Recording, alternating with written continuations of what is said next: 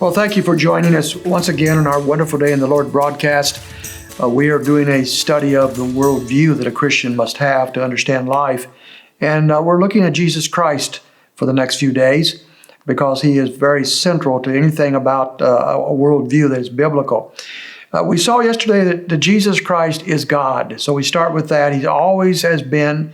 He is eternal. He is holy. He is a member of the Godhead. This is what we often call him the second person of the Godhead. He is truly God. But we now move to the issue of the Incarnation, Jesus Christ becoming a man and coming to this earth. When I am taping this broadcast, we're getting fairly close to Christmas, probably everybody's favorite season holiday. But it's more than a holiday. It is a remembrance of what happened at a time when God became man, when Jesus Christ came among us. That's what we celebrate at Christmas. At least that's what we're supposed to celebrate if we don't get lost in all the trimmings.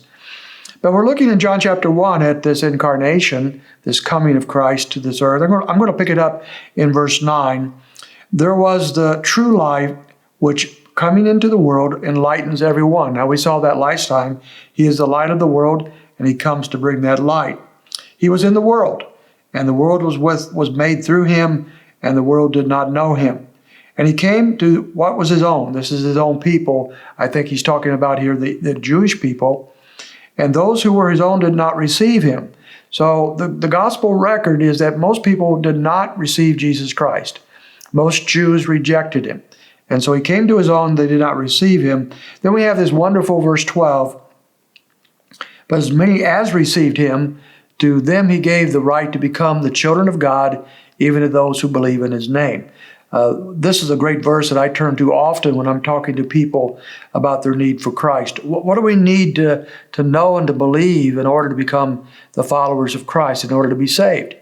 This verse says it pretty well. As many as received him, those who accepted him, those who not simply believed about him or had some theological themes they understood, but they actually received him into themselves.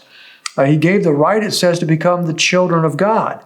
There we are. Now we're the children of God. We're no longer the children of the devil. We're no longer of the world. We are the children of God. And then it qualifies it by saying, even those who believe in his name. The word belief or believe is found so often in the Gospel of John. It's an evangelistic gospel. And it's telling people that if they want to know God, they have to believe in the name of Jesus Christ. And so Christ came as the incarnation that we might believe in him. We drop down to verse 14 now when he says this, and the Word became flesh and dwelt among us. And we beheld his glory, glory as of the only begotten from the Father, full of grace and truth. And so the Word that was mentioned in verse 1 has now become flesh. This is the incarnation. The God of the universe, the creator of all things, has now taken on humanity. He's taken on a physical form. He's taken on the nature of humans, although a sinless nature at that. And we beheld the glory of God through Jesus Christ. And so the world most perfectly sees God through what they see in Jesus Christ, which is found in the Scriptures as we study the Scriptures. We would also want to turn to Philippians chapter 2, verses 6 and 7 that speak of the incarnation. It says concerning Christ, who, although existing in the form of God, did not regard equality with God a thing to be grasped, but emptied himself by taking the form of a slave, by being made in the likeness of men, being found in appearance as a man, he humbled himself by becoming obedient to the point of death, even death on a cross. And so we find the incarnation that the Lord had to humble himself to come. Could you imagine being the God of the universe for all eternity, all the splendor, all the glory, all the wonder, and now you're going to come to earth in the form of a human being and suffer as people suffer physically, be even tempted, although he will not fall, going through all the heartache and the pain that ultimately led him to the death on the cross. He had to humble himself to do that. And it says he emptied himself by taking on this form. This doesn't mean he ceased to be God by any means, but the glory that he had come to reveal about the Father that we read in chapter 1, verse 14 of John, has been, in a sense, veiled when Christ came. Yes, we saw something of the glory of God in Jesus Christ, something wonderful and even perfect, and yet it was veiled.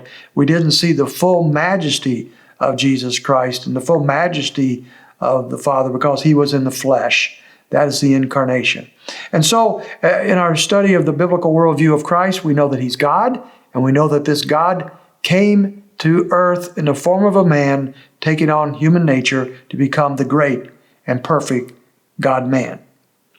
We'll press on tomorrow and begin to look at issues such as the crucifixion. I trust you can join us then.